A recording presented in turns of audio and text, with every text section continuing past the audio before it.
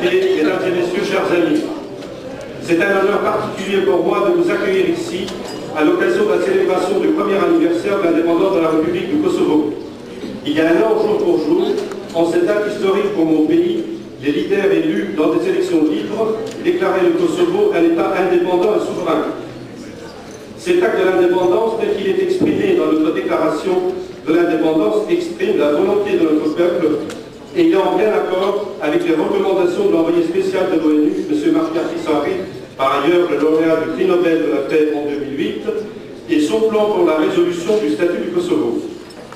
Aussi bien les recommandations que le plan de l'envoyé spécial de l'ONU, M. Ahtisaari, ont eu le plein soutien du secrétaire général de l'ONU.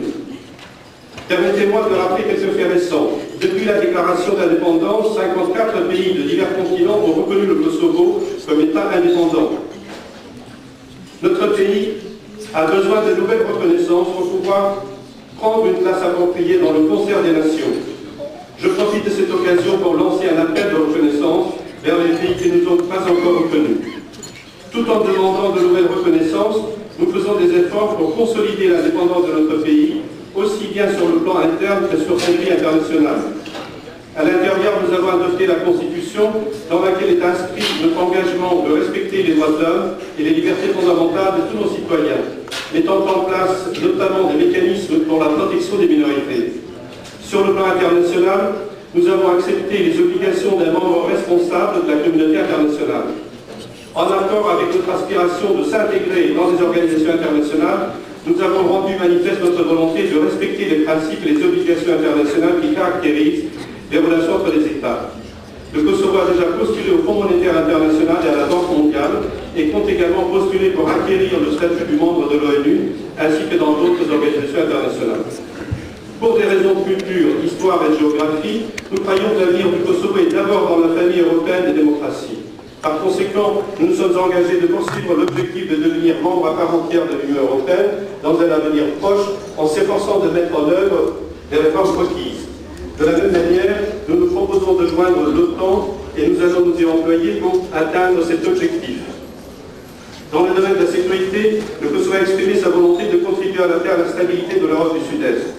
Par ailleurs, l'indépendance de notre pays, marquant la fin du processus de la dissolution non consensuelle et violente de la Yougoslavie, apparaît comme un facteur indispensable de la paix et de la stabilité dans la région.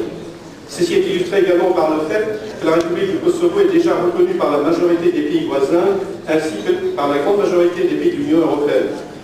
Aspirant à devenir un membre à part entière de la communauté internationale et voulant construire des relations amicales et une coopération multiple avec d'autres États, le Kosovo a mis en place, durant l'année dernière, une dizaine de missions diplomatiques dans divers pays, dont la France. Dans la première moitié de cette année, nous nous proposons d'établir 12 autres ambassades. Nous avons de la même façon assumé nos obligations internationales, y compris celles conclues en notre nom par la mission des Nations Unies au Kosovo, ainsi que les traités et les autres obligations issues de notre statut comme unité constitutive de l'ex-Yougoslavie. Nous sommes engagés de même dans des accords bilatéraux et nous comptons intensifier les relations bilatérales. Notre avenir se situe dans la voie de l'intégration dans l'Union européenne et nous comptons poursuivre fermement dans cette voie.